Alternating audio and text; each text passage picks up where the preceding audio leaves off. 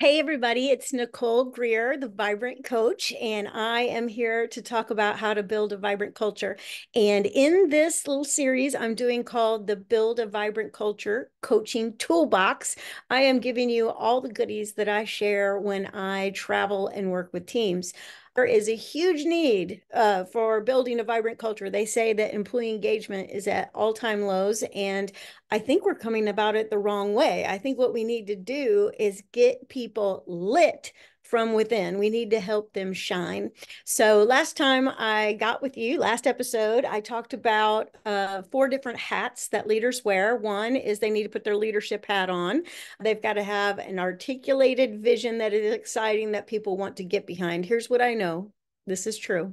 People want to be part of something bigger than themselves. They want to be part of a winning team. So I think this is so important that we cast a vision and empower people, develop them, and give them the skills to make something fantastic happen. So you have to have your leadership hat. Well, the next hat you have to have is your managing hat. So you've got to put processes in place, what I like to call strategy, systems, and smarts, in order to make that vision manifest. So we cast the vision first. Second thing we do is we start putting processes in place, things that we think will predictably make positive results, make positive outcomes. One third hat we have to have on is our mentoring hat. And our mentoring hat is the hat that teaches, explains, shares wisdom, helps people connect the dots in their mind. We're going to say, here's what you understand, here's what you need to understand, and here's all the stuff in between. So that's mentoring. And then finally, the fourth hat, which, I'm shamelessly in love with the idea of coaching. If left to our own resources and our own way of moving in the world, we will let life unfold. And what we what we need to do is we need to have somebody come into our life and challenge us to become all that we can become. And so here's the truth about Nicole Greer. Nicole Greer, if she doesn't have anything to do today, nobody's challenged her to get up and get on with life. I'll start cooking in the kitchen. I'll piddle around with the laundry. I'll take the dog for a walk. And all of those things need to be done. And all of those things are fantastic on what I like to call an off day. But I've got so much potential. So I've got to get with a coach. And here's the thing, I have a coach and I also have a mentor. And both of these people are constantly asking me, what are you going to do with your life? And you might be thinking, how far along are you, Nicole? Well, 58 years into this thing, here's the thing. I could live for another 30 years, right? I could live to be 88. And, and to tell you, I am, in my yoga certification. I am almost there.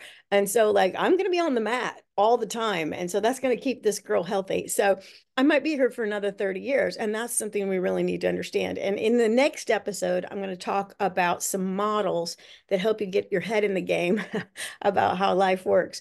So today, I want to talk about my Shine coaching methodology. So here is the deal. I believe that leaders, managers, individuals, we have to have a philosophy, right? So go look up the word philosophy. It's basically like, how do I believe and think about this world? And, we have so many things that come into our minds, so many things that come into our day that are telling us kind of how to think or what to consider important. And you really need to become a philosopher, meaning that you need to step back and say to yourself, what do I believe about how to live the most vibrant life? What do I believe about leading people, coaching people, managing people? And what am I doing to support that belief system? Okay. So I had a wonderful call about a week ago with a senior leader up in Michigan, and we were calling it the PP, the people philosophy. So this gentleman has a great philosophy about life. I can tell just by the things that he sprinkled in. He's got these cute kiddos and he's going to church and he's doing the stuff and he's running a business. And I can tell he cares about his employees. But every once in a while, I was like, here is a PP. Here's a piece of your people philosophy. So here's how I want you to think about your people, because the way I think about my people is going to tell me how I feel about my people and how I treat my people, right? So we have to have this wonderful people philosophy in place, which is part of our greater philosophy. So I'm going to work at a very high level. I'm going to work on the level of how do you want to think about your own life, and how do you want to think about how you can help others, your employees, your peers, the people on your team, live their most vibrant life. Because again, here's my overall arching philosophy on business is that if the individuals within the organization are lit from within, meaning that they are happy and excited about the work we're doing, they're going to do good work, and we're going to achieve some cool goals, and everybody's going to win. Because if you have a great people philosophy, you're going to make money in your company, and then you're going to empower your people, and you're going to reward them for the good work that they've done, right? You can't do it without the people. So that is really, really important. So today I'm going to talk about my coaching methodology, and it is shine, which I know is no surprise to you. Everything I do is about light, shedding light, because here's the truth of the matter. People come into a space, move in a way in the world where they're either shedding light or they are making it dark wherever they go. And I have been saying this for many years, and somebody sent me this little funny thing, and here it is. It says, well, aren't you a little ray of pitch black? What this means is that, like, when you walk in the room, it goes dark. Everybody's like, they're here, they're on this project. Oh no, this is going to be terrible. And it's because you have a reputation of being, like gray matter, but not this gray matter sitting there in a lump, not getting anything done. And so you get a choice. You totally get a choice. And we're going to talk about choices today. So in my philosophy about being an amazing human, you need to shine. And so there are 5 parts to my shine coaching methodology. So I'm going to go down here. I'm going to share my screen. I only have 1 slide today, and then two kind of different handouts that I'm going to give to you. So here is the first thing that I'm going to share with you. And this is my shine coaching methodology. All right. So I believe the first thing that all of us need to do is sit in a chair quietly with nobody around to interrupt us, no music, no podcasts. I know you're listening to one right now. No anything. And you sit in the silence. Okay. That's when you can hear yourself, and you can hear the spirit inside of you. Dare I say that? So you do self-assessment. Now, there are so many things that you can self-assess. So many, many, many, many things. And I'm going to show you a model in an upcoming episode called Humans 101. But assessment is like turning the mirror inward. It's taking a good look at, what is it like to experience me? And I think this is huge, because a lot, and I ask this every time I get a new coaching client and I have a first coaching session. The first question I ask them always is, what is it like to experience you? And a lot of people are like stunned by this question, because they're like, I've never really thought about that before. And it's like, well, here's the thing. Physics are at work in the world. When I walk in the room, there's a reaction to that action. That's physics, right? And we have control over how we enter the room, how we play, how we interact, how we show up. And so self-assessment, it is a really big deal. Now, the number one thing that is kind of out there in the corporate world is this idea of figuring out what your personality is. And, I totally believe in that. And so in future episodes of Build a Vibrant Culture podcast, I'm going to talk about all the personality assessments there are. Well, not all of them, because there's a bazillion, but I'm going to talk about the ones that I'm certified in and I have the right to talk about because I've been using them a long time. And then I'll sprinkle in some others I'm not certified in, but I've taken those assessments. I find them to be helpful. You can only get certified in so many things. And I use, or I call in one of my colleagues that's been certified in that assessment. So the self-assessment piece is really, really huge. And the thing I think that is the most important thing is to understand that core little personality. So let's talk about personality for a hot second. So when you popped on the planet, and whoever was there to greet you, mama was there, right? And whoever else was with mama, she took a look at you and she thought that you were awesome. That's the vast majority of our stories. I know some of you have some terrible stories, and I am sorry. But usually the nurse, the doctor, somebody was like, look at this baby. It's amazing. Because we're all in awe of a fresh life, right? And so that baby pops on the planet, right? And then it grows up. And as it's growing up, it shapes and it forms, and there's all sorts of things going on developmentally. But really, that little personality is baked in there. And I know that that little personality is baked in there because I have a sibling, and we both came from the same father and mother, and we're very different. I have two children, gave birth to two, and those two are very, very different. Same rules, same husband, same house, same habits, same things you got to do on Wednesdays and Sundays and Friday nights. And they all turned out different. And so this little hard wiring is in there, and that's personality. Now, around your little personality, the parents, the grandmas, the tias, the aunties, whoever is in your life is trying to shape and form your behavior and your little personality. And that's really what we call character work. And that falls down underneath here where it says integrity work. Do y'all see where it says integrity work? That's the third letter in shine, integrity work. So there's this thing of building character. But first thing we want to do is get a baseline assessment of what it is like to experience us. And so we need to do a personality assessment. Now, if you would like to take the Strengths Finder, the Path Element Profile, the ALP, the Strengths Finders, the Tilt, the Myers-Briggs, I have all of those in my toolbox. So let's get you self-assessed. Let's pick one of those. And really, when I work with clients, I like to do several so they can look in different mirrors. You know, you've ever been to the circus before, you know, you can look in this mirror and you look skinny, and you look in that mirror and you look wide, and you look in that mirror and you look weird. So we look in all the different little mirrors. So again, self-assessment is where you sit down and you think to yourself, what is it like to experience me? Now, this is for you as the leader, but then do not miss this. You're going to use this coaching methodology with every person that works for you.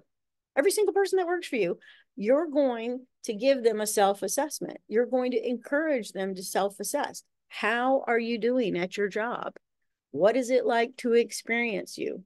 What are the goals that are possible for you in your position? What are the obstacles you need to remove to move forward? See, these are all powerful questions, which we're going to cover in a future episode, that allow people to self-assess. Okay, the second thing is habit work.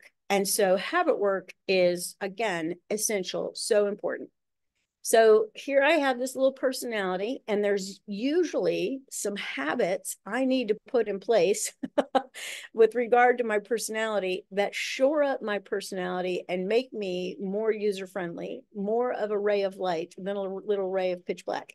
So I want to work on my habits. Now, there are other habits that aren't related to my personality, and we're going to talk about habit work in depth. But one of the habits I think is so important is to like keep your email inbox up to date. This is a huge one. I go so many places and they tell me, well, he doesn't return his emails. And I'm like, how can you work somewhere and not return your emails? Some leader needs to go talk to this person and say, that's part of your job. So you have to have the habit of going through your emails every day. You need to have the habit of keeping your calendar up to date. You need to have the habit of, oh, here's one that blows my mind, is returning phone calls and setting up your voicemail. I do tons of recruiting. So people are looking for positions, and then I call it says, the voicemail on this phone line is not set up. And I'm like, what? So just kind of getting your ducks in a row so that people can connect with you, because again, communication is huge, huge in business. You know, like here's the thing about being vibrant and shining and being lit from within is what we're trying to do is, you know, I'm lit and now I want to light the guy next to me on fire. I want to pass this light along, right? So can you think about like the Olympics, the guys running or the gals running with the torch, right? So we're keeping this flame alive, and we're going to take it from Greece to wherever we are. We're going to set the Olympic flame on fire. I mean, that's what we're trying to do. So you have to have great habits. So here's my philosophy, back to philosophy, on habits is that If you develop a good habit, a bad habit will go out the door. So a lot of times we're focused on, fixing bad habits, but what we really need to do is put a good habit in place, and really the bad habits will walk out the back door. So that is habit work. All right. The third thing I want you to think about when you're coaching people, coaching yourself and coaching others, is integrity work. Now, if you go back just a hot second, we were talking about self-assessment, and I was saying one of the most important self-assessments that I think you need to do is personality. Then we learn that, and then the third letter I is integrity work. So let's talk about integrity for a hot second. So integrity is a tough subject for people because, first of all, they think they have it. And integrity is so huge. I can't tell you how huge it is. It is the ability to stay whole. I mean, the word integrity has the same kind of beginning as integer, like a whole number, right? Do y'all remember that from math class? And the reality is it's very hard to stay whole. And what we want to do is so integrity is about being whole. It is about being without anything less or without anything extra. So it is about being whole. And I have lived 58 years, we mentioned that earlier. And have a challenge every day to stay whole. It is easy to be less than my potential, and it is very easy for me to be too much in my life. My personality, people have said that's a lot of Nicole. And so it's this thing of trying to stay in the sweet spot, not too much of Nicole and not enough of Nicole. It is just the right amount. So integrity work, I like to look at it as being self-managed, right? So can you manage yourself? Can you take a really good look in the mirror from the self-assessment piece? Can you put some habit work in place that help you shore yourself up so you can be more whole, the I, integrity. So, if I had a whole audience full of people, and I have never done this, but, I've had a whole audience of people, but I've never asked people this question, but I have thought, I wonder what would happen, right? So if I asked an entire audience full of people, are you men and women of integrity? What do you think would happen? I think all the hands in the whole place would go up. Nobody wants to say they're out of integrity. And really, that's like a little bit of an ego problem, because it's like, it depends on your state, right? So maybe you've listened to Tony Robbins. If you've never done that, you need to Google him up. But maybe you've listened to Tony Robbins and he talks about you have to get in state. You have to get in state. And really what he's talking about is like, you've got to get yourself whole, because he's talking about bring yourself to the party. And I am too. But he's saying you've got to get yourself mentally prepared and ramped up so that you can go do the work that you're meant to do in this life. And that's integrity work. Now, how do I do that? So you can do that through a lot of different exercises, but I'm going to tell you, integrity work foundationally, in my mind, is all about developing character. And so there is a tool I use. It's part of self-assessment and then also part of integrity work.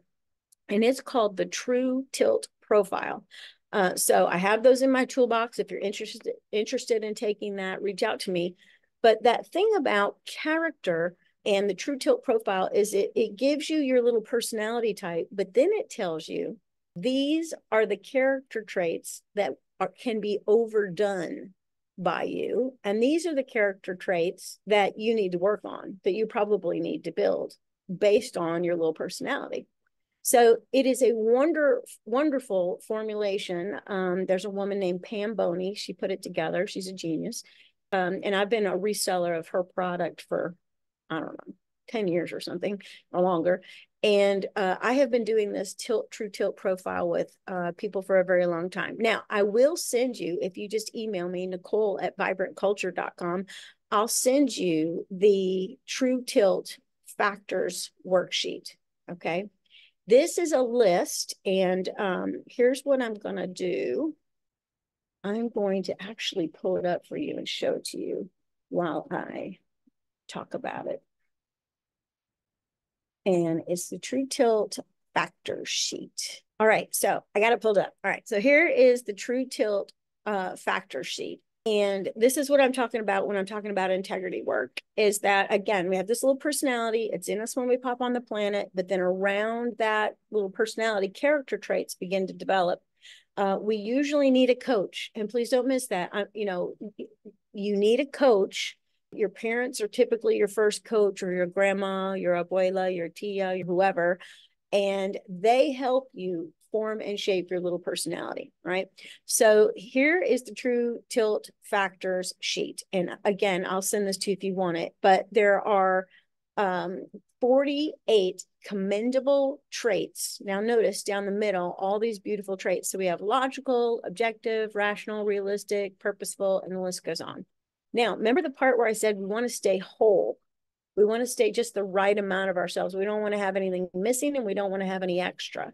So if you look over to the right, you'll see that there are overused traits. So some of us have a very strong, notice over here, use of wisdom. We are very much head thinkers, logical. We use facts and judgment. We're good at perspective. We're good at focus. We're good at diligence. But if this is too much of a good thing, look at how this person shows up: robotic, scrutinizing, skeptical, paranoid. It's a whole thing. Now, if somebody does not use wisdom in their thinking and they're not using their head, has anybody ever told you, use your head? So, it's a thing. And you're not using facts, you're not using judgment, you could show up. What is it like to experience you? Illogical, subjective, irrational, unrealistic, on and on. So when I talk about integrity, it's not just, like 10 commandment stuff, although that is very, very important. Thou shalt not kill and covet and all the things, we don't want to do any of that. And you probably aren't. But there are little things that we do that make it not user-friendly to use us, makes us a little ray of pitch black. It makes us people cringe when we walk in the room. And so we've got to really pay attention. Okay. So I'm going to tell you one little story about this that I think is really important. All right. So I was asked to coach a gentleman, and his name was Bill. And Bill was given to me by the HR director and said, Bill has a lot of talent. In fact, he is our number one salesperson. And I'm thinking, oh, awesome. I get to make Bill even better. But here was the truth of the matter. Bill's a great salesperson, but when he came back to the home office, kind of a jerk, and was making a lot of people upset. He was breaking rules. He felt entitled. He was not speaking kindly to people. It was crazy. So here's the thing. Bill, who is a salesperson, runs very, very strong in courage and gut. Okay. Doesn't that make a lot of sense? You'd be a great salesperson if you could just get in the car and go out there and sell stuff to people all day. And he takes action. He's out there rocking and rolling. He's doing his thing. I'm not sure he understood the justice part of his courage, but he was overdone. He was self-assured, which is what you definitely want in a salesperson. Do you want an insecure salesperson? No. Do you want a self-assured one? Yes. But do you want an arrogant one? Everybody say no. So arrogant, dismissive, defensive, aggressive, reckless, these were kind of the place that he was living. So, on the surface, Bill is an okay guy in that he's raising a couple kiddos, he's working, he's showing up for work, but it's just a little too much of Bill. And so he's creating a toxic little dark cloud everywhere he goes inside the organization. Are y'all picking up what I'm laying down right here? So he has to pull it back. So he is out of integrity. It's too much of a good thing. And so we could talk for about 12 hours about this tilt factor sheet. And I'm glad to do that with you and with your teams, but we've got to think about this for ourselves. So if you want this little sheet, I use it like mad while I'm coaching, because I'm trying to help people see what it is like to experience them and when they kind of tilt in and out of integrity.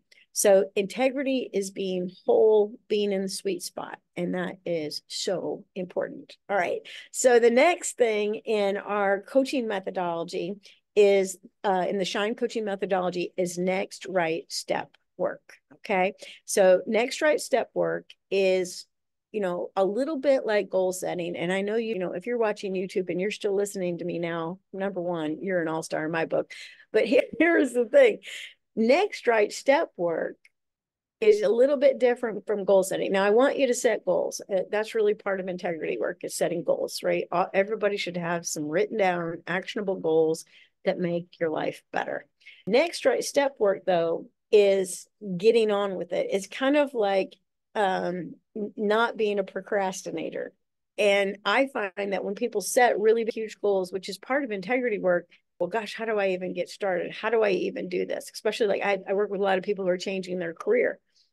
And when they think about, oh my gosh, I've been an accountant for all these years and now I want to be a coach. Or I've been in the credit union business my whole life and now I want to be a decorator. I mean, like it's all out there, and you should definitely do where your heart is leading you. And so setting goals is great, and we set them, but they're often huge. And so what you need is one next right step.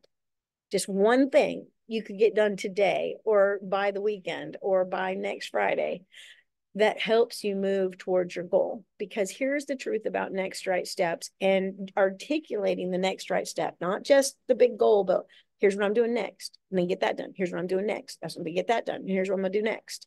So it puts you into motion very, very quickly if you're doing next right step work. And here is the truth about stepping into situations, stepping into your future, is that the more you step into your future, the brighter it becomes. People say, oh, the light at the end of the tunnel. That is a thing.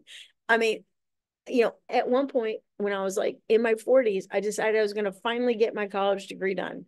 Finally. And I was really intimidated by the whole thing. I had just heard so many people talk about how much it costs to go to school and how many papers they had to write and all of this stuff. And then, of course, if you're in your 40s, you think you're too old, and you're so young in your 40s. If you're in your 40s, you're so young. And so I was like, what am I going to do? So it was like my next right step. I'm going to call colleges. That's what I'm going to do. And then once I called them, they were really nice. They wanted me. Like, you want me? They're like, we want you. And then they're like, come visit us. And I was like, okay, that was my next right step. And then they're like, take one class. I was like, I can just take one. And they're like, yeah, you can just take one. I was like, I'll take one. And then like I showed up for class. I got an A. I'm on with it, man.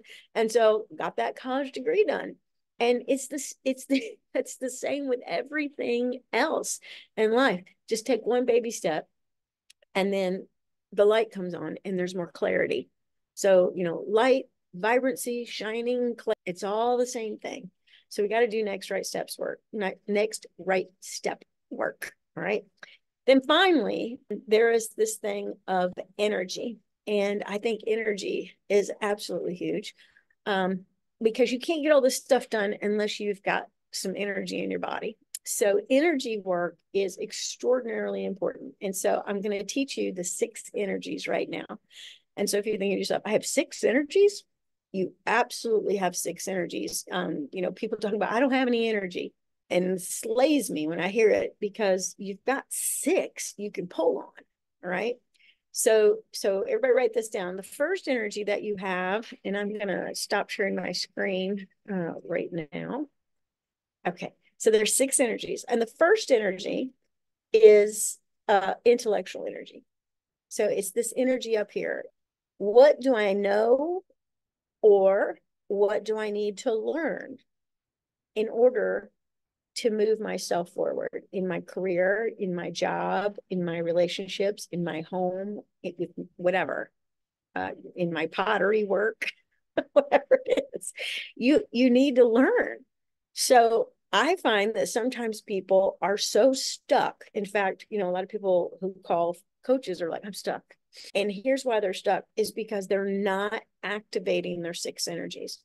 So the first thing we need to do with our intellectual energy is try to be curious. What could I learn about this? And so I'll go back to my example of being a college graduate. Is that I had to get curious about, how does it work? What are the classes I need to take? Where could I go? How could my schedule work? See, I had to start asking myself all these questions instead of living in this nebulous, I don't know place. Another example is a lot of times people are like, well, I want to find a better job, but I don't know what's out there. Well, you need to get curious. Just simply be curious. I wonder what is out there. So you got to get on the Google and go to Indeed, and you got to go to Glassdoor and just poke around and click on things and read things and see what's out there. And then look at what's out there and then pick one next right step. So see, we're going back to next right steps. And then of course, there's self-assessment wrapped up in there. Do you see that too? It's like, is this for me? Do I like this? Is this a job? It would be fun for me. And then this habit work of I'm gonna poke around on the internet around jobs, you know, 3 times a week or 1 time a week for 15 minutes. Just you got to set a little goal, put a little habit, put it on your calendar, and then get in integrity, have the discipline to do it. All right, I digress. But do you see how this thing is working? All right, so there's intellectual energy. The next energy we have is emotional energy. And emotional energy is huge because have you ever said this? I don't feel like it. There you go. So sometimes you have to get yourself, as I said earlier, my friend, it can be friends too. Tony Robbins, he says you got to get in the state. So one of the habits, there it is again, the H in the Shine Coaching methodology, is that I start my day with really positive stuff to mentally get myself in the game. So I read great stuff. I sit and I be quiet. I make a list of things to do that I know are achievable, that will challenge me, that will move me towards my goals. I get psyched up, right? So my brain gets activated. I start getting curious and making stuff happen, right? So the heart will trigger the brain, right? So we have emotional energy, and you need to surround yourself with some great people who also will encourage you and help you get done what you need to get done. All right, the next energy that we have is we have spiritual energy, and I'm pointing at my soul down here, my solar plexus, whatever you want to call it. And here's the thing. We are spirit animals, right? I don't know if you know about spirit animals, reach out to me.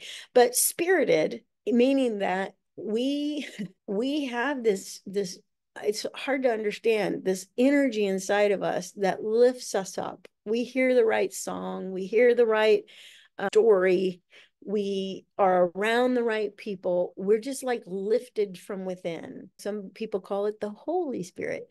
And it's just this special connection with like the creator, right? That gets turned on. And that's another thing. When you are doing integrity work, what turns you on? What lights your fire? That is like what I call mission and purpose. So whatever you're doing, connect it to your mission and purpose. Oh, we could talk about that a long time. All right, so that is your spiritual energy. The next energy is physical energy. Physical energy is so important. Did I mention I'm getting yoga certified? I'm almost at the end. I know I already mentioned, but it's really important. At my age, I got to get these joints moving and grooving and all this kind of stuff. So I've been doing the asana, tadasana, and all the things. I have been doing all of those and loving it. And when you have physical energy, you can get a lot done. Just going to the grocery store and unloading the car, cleaning the house, working in the yard, doing all those things, getting your suitcase, your briefcase, your purse, all your stuff on a plane to go visit a Society for Human Resource Management meeting. All of this takes physical energy, and you don't have physical energy, you're worn out physically, this stops working, and this stops working. So that's physical energy. So do some sit-ups and have a smoothie. Next energy that we want to talk about is social energy. And the truth of the matter is you cannot do this life alone. You need friends, you need your colleagues. You cannot tell me, I don't care what other people think. Cannot tell me that, because you're going to be lonely, you're not going to get a lot of help, and it's going to be miserable. So you got to work on your social energy. So you need to enroll people in what you're doing. You need to share what the vision is. You need to tell them what you're trying to do. You got to get people to support you, hold you accountable, give you feedback. We're going to talk about all that in upcoming episodes.